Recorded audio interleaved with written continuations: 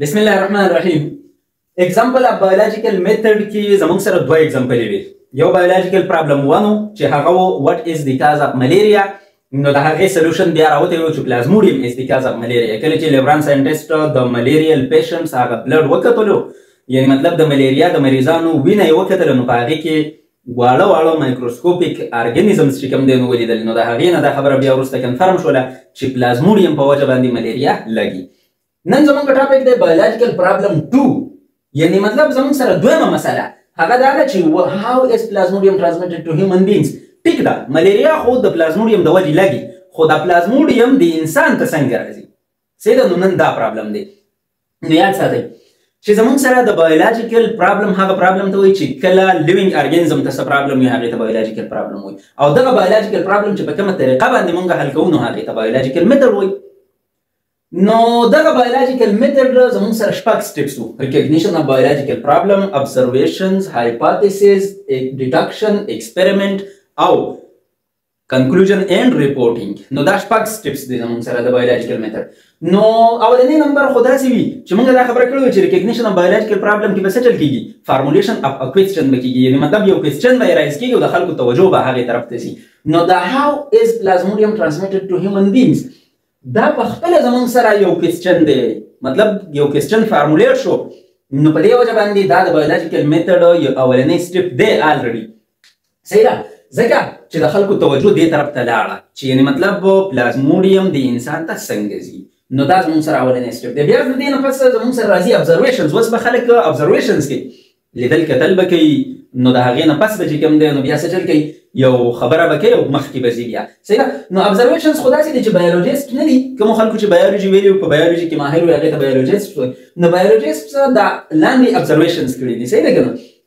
یعنی مطلب اولنی ابزرویشن دا دی چې ملیریا از اسوسییټډ وذ مارشز. ملیریا په هغه ځایونو کې خلکو ته ډېره لګي، کومو ځایونو کې چې اوبه ولاړ وي، دلدل ځایونه وي، جبې جبې شانتې وي، نو هغه ځایونو کې ملیریا ډېره وي، هغه خلکو ته ډېره ملیریا لګي.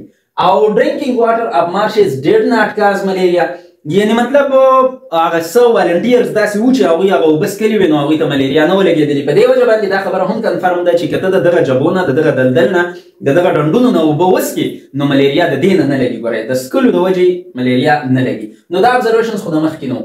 AF Akin چې کوم دی دا امریکن یو کسو ساینټسټو، نو د 20 مور ابزرویشنز چې کوم دی نو پیش کړي وو، یو 20 ابزرویشنز یې نور پیش کړي وو.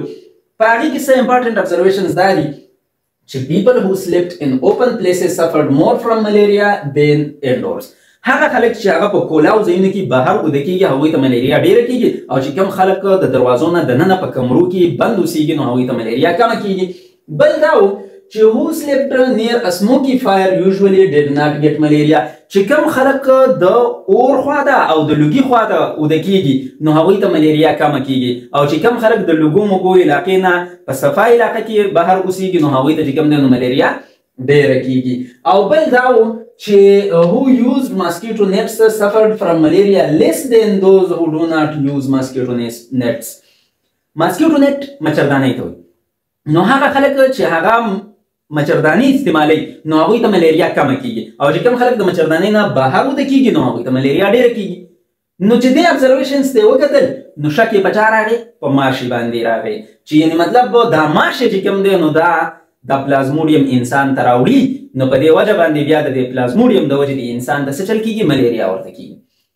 نو دا چې کوم شک دی او د شک په بیس باندې دا کومه خبره وشوه دې ته څه وایي؟ بیا هایپوتھیسز ورته وایي، دې ته بیا هایپوتھیسز وایي. نو په دې وجه باندې AF Akin چې کوم دی نو دا هایپوتھیسز پیش کړو چې ماسکیټو ټرانسمیټ پلازموډیم. دا ماشی دی، الزام او شک په چا باندې راغی؟ په ماشي باندې راغی، او دا خبره وشوه چې یاره دا ماشی چې کوم دی نو دا پلازموډیم وړي د یو ځای نه بل ځای ته، نو دې ته موږ هایپوتھیسز وایو. د دې نه به علاوه زموږ سره چې کوم ستاسو په دې کتاب کې ورکړي دي ساینس، ټیکنالوجي اینډ سوسایټي، په هغې کې دا ورکړي دي چې life expectancy has been improved by controlling of diseases. داسې کار دی چې وایي دا زندګي چې کوم دی که نه د دې د ایکسپیکټنسي نه ده. ایکسپیکټ څه ته وایي؟ توقع. یعنې مطلب که مخکې به د انسان زندګي لږه کمه وه د بیمارۍ په وجه باندې به مړ شو، نو نن سبا وایي بیماریانې چې کوم دی نو کنټرول شوي دي، په دې وجه باندې چې کوم دی نو زندګي لږه سیوا شوې ده.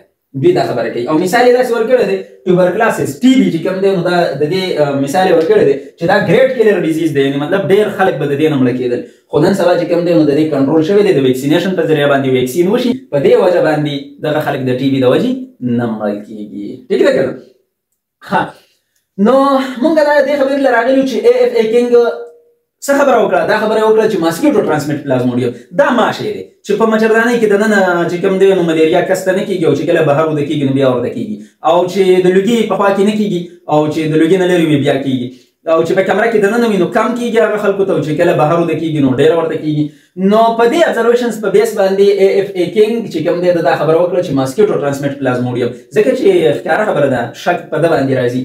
نو دا وایي چې دا پلازموډیم چې کوم دی نو دا د ماشه راوړي، او انسان چې کله وچی چې نو دا پلازموډیم د انسان ته ورواړي نو په دې کې بیا زموږ سره دا ملیریا وشي.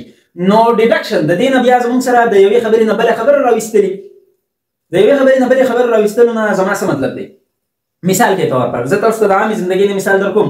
مثال کے طور پر ستاسو پټی دی، هغه ډېر لرې ځای کې دی، ستاسو د پټي خواته د نور چا پټي چې کوم دی په هغوی کې نور فصلونه دي، او تاسو په خپل پټي باندې جوار کړي دي، صحیح ده که نه؟ او هغې وږي کړي دي وږي. دغه علاقه کې ستاسو د پټي خوا شاته نور کورونه نشته، یو کور دی او د دغه کور والا خپل پټي نشته چې په هغې باندې وږي کړلي وي، خو چې تاسو د دغه کور په خوا شا باندې تېرېږئ را تېرېږئ نو تاسو د وږو توقي وینئ، شتی چې کوم دی نو هغه تاسو وینئ راوینئ، نو ستاسو شک داسې راشي چې یاره دا کور والا زمونږ وږي ماتوي.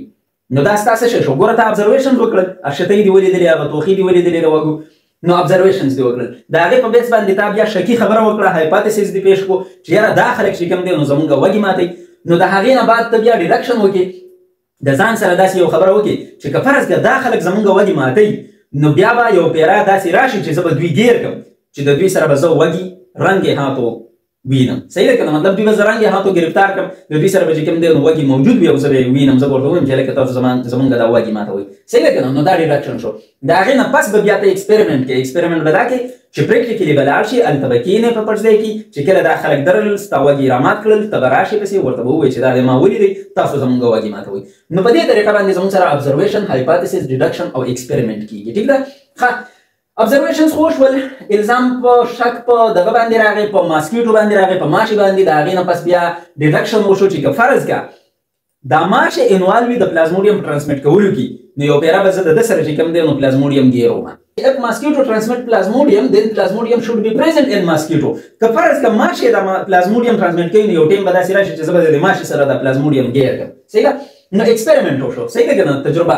رونالډ راس یو ساینټسټ دی، دی په انډیا کې پیدا شوی و، بیا انګلینډ ته تللی و، بیا انډیا ته راغلی و، او بیا انګلینډ ته تللی و. نو تاسو به اوس وایئ چې دا څه قیصه ده؟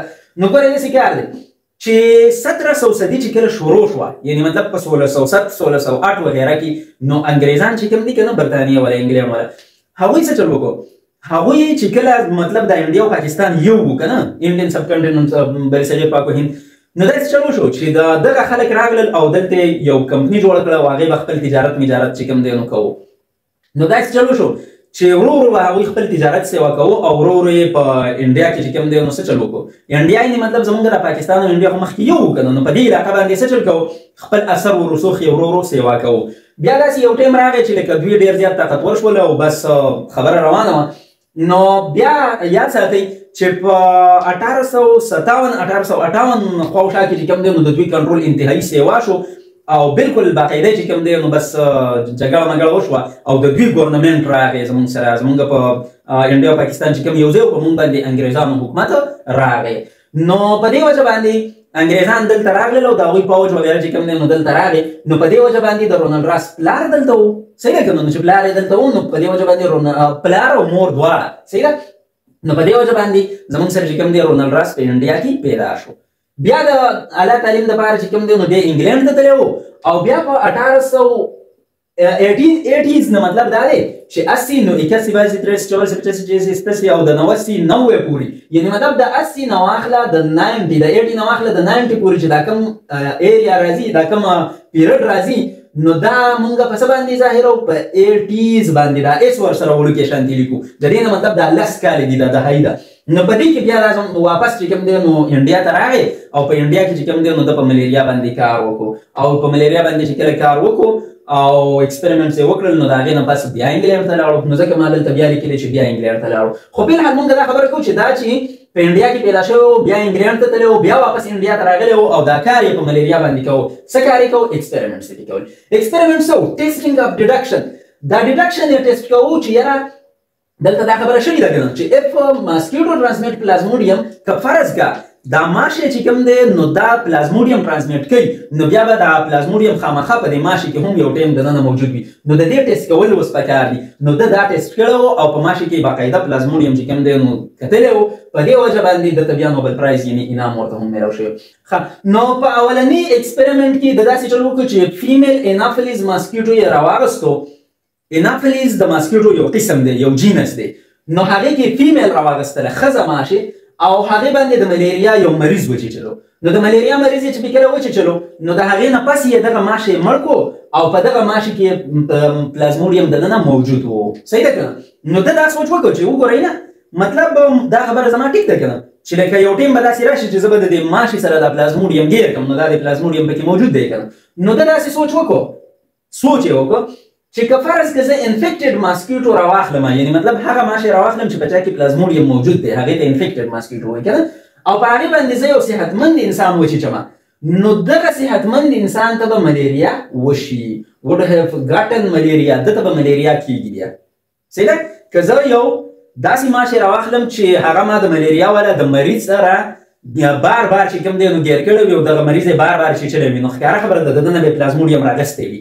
نو دغه ماشی ته به اوس زه څه وایم انفیکټډ ماسکیټو ورته وایم. نو که دغه ماشی زه بیا یو بل صحتمند انسان ته ور پرېږدم نو هغه ته به دغه پلازموډیم لاړ شي او هغه به هم بیمار شي. نو ده دا خبره هسې په سوچ کې وکړه. خو یاد ساتئ چې ملیریا خو ډېر مرګونه به دې کېدل. نو په دې وجه باندې دا یو ریسکي ایکسپریمنټ و، یو خطره و پکې. په دې وجه باندې ده دا ایکسپریمنټ ډایرکټ په انسان باندې ونه کړو بلکې ده چې کوم دی نو یوز اف هیومن د انسان استعمال نه کړو د دې دپاره ځکه چې دا یو ریسکي ایکسپریمنټ و. تاسو ته ما وویل خطره و پکې د انساني ژوند ته. په دې وجه باندې ده دا دویم نمبر سټیپ په چا باندې وکړو؟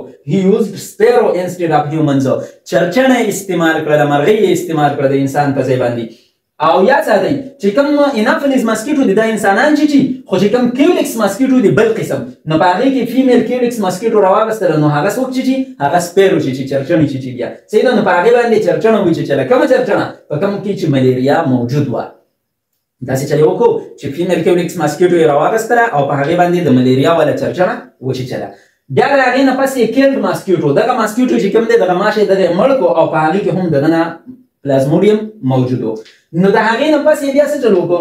انفیکټډ کیولیکس ماسکیټو یې راواغستلو. انفیکټډ کیولیکس ماسکیټو اوس موږ هغه ماسکیټو ته وایو، هغه ماشي ته وایو کوم چې د ملیریا والا د چرچڼې سره بار بار پاتې شوی دی. دغه چرچڼه یې بار بار چیچلې ده او دې ماشي ته اوس پلازموډیم راغلی دی. نو دغه ماشي ته به موږ اوس څه وایو؟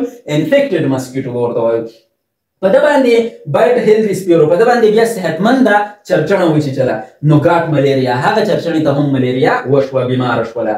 نو ایگزامن بلډ اف سپیرو د هغې نه پس یې د دغه چرچڼې وینه راویستله او ایگزامینیشن یې وله وکړو، په مایکروسکوپ باندې وکتله نو فاوند پلازموډیم. نو په هغې کې هم دننه پلازموډیم موجود و. نو دا خبره کنفرم شوله چې ماشی پلازموډیم د یو ځای نه بل ځای ته وړي. ټیک ده که نه؟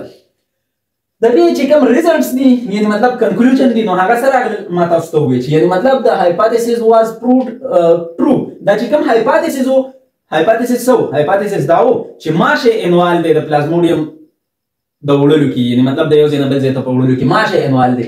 نو دا هایپاتیسس پرووډ ټرو. دا صحیح ثابته شوله چې ماسکیټو ټرانسمیټ پلازموډیم. دا خبره کنفرم شوله. نو داسې کار دی.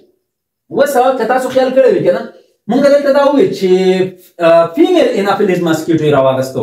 نو دا فیمیل یې ولې راوستو؟ میل یې ولې نه راوستو؟ نو یاد ساتئ چې کوم میل ماشی وي که نه نر ماشی نو هغه چیچل نه کوي. چې کوم ښځه ماشی وي نو هغه چیچل کوي. او هغه ولې چیچل کوي؟ ځکه چې ښځه ماشی انډې راوړي او د انډو د ډیولپمنټ دپاره د گروت دپاره څه پکار وي؟ د وینه پکار وي. په دې وجه باندې ماشی چې کوم دی نو چیچل کوي. نور ګوره یاد ساتئ چې ماشی خوراک یې دا نه دی چې یعنې مطلب خوراک کوي. خوراک خو هغه په څښا ګنده ځایونو کې اوسېږي او که د بوټو نه خوراک واغستو، که د ګندګۍ نه واغستو، که د ګلونو ملونو نه واغستو، که د چا نه خوراک واغستو بس هغه مړېږي. خو دا چیچل خاص کار هغه د څه دپاره کوي چې د انسان د وینه واخلي او هغه وینه د انډو د گروث لپاره د ډیولپمنٹ لپاره استعمال شي. په دې لپاره چې کوم دی نو ښځه چې چل کوي او نر چې کوم دی نو چې چل نه کوي ځکه چې نر خو انډې راوړي نو هغه خوراک په نورو څیزونو باندې کوي او وینې ته ضرورت نشته. ټیک ده. ښه داسې کار دی چې ایکسپریمنټ آن هیومن بینګز او اوس دا ایکسپریمنټ په انسانانو باندې کول دي. اوله خو یې په دغه باندې وکړو که نه په چرچڼه مرچڼه باندې وکړو خبره کنفرم شوله. نو د هغې نه پس یې بیا په 1898 کې بایولوژیسټ راولېږېدل او هغوی چې کوم دی انافیلیز ماسکیټو راواغستو او په هغې باندې د ملیریا یو مریض وچیچلو. د هغې نه بعد یې دغه انفیکټډ ماسکیټو راواغستلو، یعنې مطلب په هغه ماشي چې په کوم کې دا پلازموډیم موجود دی په هغې باندې یو صحتمند انسان وچیچلو نو هغه ته هم ملیریا وشوه، هغه بیمار شو. In this way, confirmed that mosquito transmit plasmodium and spread malaria. په دې طریقه باندې دا خبره کنفرم شوله چې ماشي چې کوم دی نو دا پلازموډیم ترانسمیټ کوي د یو ځای نه بل ځای ته او ملیریا خوري. ټیک ده. داسې کار دی ستاسو په دې کتاب کې ډایګرامیټیکلي ریپرزینټ کړی دی که نه. اولنی سټیپ دا دی فرست انفیکټډ ماسکیټو. تاسو ته ما وویل انفیکټډ ماسکیټو هغه ماسکیټو ته وایي هغه ماشي ته وایي د چا سره چې پلازموډیم موجود دی. نو موږ ته به څه پته لګي چې د دې ماشي سره پلازموډیم موجود دی. که موږ د ملیریا د مریض سره بند کړو په مچردانۍ کې دننه او دغه ماشي ورځي د ملیریا د مریض بار بار شي نو بس د دننه به پلازموډیم واخلي. نو موږ ته به پته ولګي چې دا هغه ماشي دی چې د ده سره پلازموډیم موجود دی نو دې ته به موږ انفیکټډ ماسکیټو وایو. نو دا فرست انفیکټډ ماسکیټو دی. دا فرست انفیکټډ ماسکیټو راولګي او یو انسان وچیچي. نو ښکاره خبره ده چې په دې ماشي کې پلازموډیم موجود و نو دا پلازموډیم یې دې انسان ته ورواړو. په دې وجه باندې موږ دا وایو چې دا فرست انفیکټډ مین دی. دا هغه انسان دی چې په دې کې پلازموډیم اوس موجود دی ځکه ورته موږ فرست انفیکټډ مین وي. او د هغې چې کله موږ بلډ وګورو نو په هغې کې چې کوم دی نو پلازموډیم موجود وي نو موږ ځکه ووایو چې دا انفیکټډ آر بي سیز دی، یعنې مطلب په دې کې هم پلازموډیم موجود دی. نو چې بل ماشی راشي او د دې انسان نه دا وینه واخلي یعنې مطلب دا انفیکټډ آر بي سیز دی واخلي نو مطلب دا دی چې دا ماشی هم انفیکټډ شو که نه ځکه چې د ده نه پلازموډیم دې ماشي ته لاړو نو دا انفیکټډ شو. نو چې کله دا سیکنډ انفیکټډ ماسکیټو راولګي او یو بل انسان وچیچي نو هغه ته به پلازموډیم ورواړي نو موږ به ووایو چې دا سیکنډ انفیکټډ مین دی. نو مطلب هغه ته هم پلازموډیم لاړو. نو په دې طریقه باندې زموږ سره چې کوم دی نو پلازموډیم د یو ځای نه بل ځای ته ټرانسمیټ کېږي. څوک یې ټرانسمیټ کوي؟ څوک یې د یو ځای نه بل ځای ته وړي؟ ماشی د یو ځای نه بل ځای ته وړي. ټیک ده. ستاسو په دې کتاب کې ورکړي دي چې کوم زموږ سره ایډیز ماسکیټو دي او انافیلیز ماسکیټو دي نو د دوی په منځ کې ډیفرنس څه دی که نه فرق پکې څه دی. نو یاد ساتئ چې ایډیز ماسکیټو چې کوم دی هغه وایرس د یو ځای نه بل ځای ته وړي او انافیلیز ماسکیټو چې کوم دی دا پلازموډیم د یو ځای نه بل ځای ته وړي. پلازموډیم څه څیز دی؟ دا یو پروټوزون دی. صحیح ده که نه؟ پروټیسټ دی. نو چې کوم زموږ سره دا کوم ایډیز ماسکیټو دي نو دا ډینګي فیور کاز کوي، ډینګي بیماري. صحیح ده که نه؟ او چې کوم انافیلیز ماسکیټو دي نو دا ملیریا کاز کوي. خو اوس د دوی چې کوم ډیفرنس دی وایي هغه ووایي چې هغه څنګه دی. نو یاد ساتئ د دوی په سایز کې چې کوم دی نو ډیفرنس وي او د دوی چې کوم دی نو په رنګ روغن کې هم ډیفرنس وي او د دوی چې کله ناست وي نو په دې کې هم ډیفرنس وي. په ناسته کې هم د دوی مختلف والی وي. څنګه؟ کوم چې ایډیز ماسکیټو دي نو دا په سایز کې واړه وي او انافیلیز ماسکیټو په سایز کې لږ غټ وي. چې کوم ایډیز ماسکیټو دي نو په دوی باندې بلیک اینډ وایټ چې کوم دی نو پټې تللې وي، تورې او سپینې پټې پټې موجود وي په خپو باندې او د دې نه علاوه په باډۍ باندې په جسم باندې. خو په دغه کې دا خبره چې کوم دی نو نه وي. په انافیلیز ماسکیټو باندې دا پټې مټې نه وي. بل ریسټینګ پوزیشن لکه موږ راشو دوی چې کله کینی نو دا چې کوم ایډیز ماسکیټو دی نو په دې کې دا چې کله په ریسټ کې نو په دې کې هم داسې کوب شانتې پې جوړ شوی په غوږۍ باندې یا په اوښ باندې چې تاسو هغه کوب شانتې وینئ نو دا ایډیز ماسکیټو چې کینی نو د ده دا داسې کوب شانتې وي په دې ځای کې. او چې کوم زموږ سره انافیلیز ماسکیټو دی نو دا نارمل کینی په دې کې چې کوم دی نو دا نه وي موجوده. ټیک ده.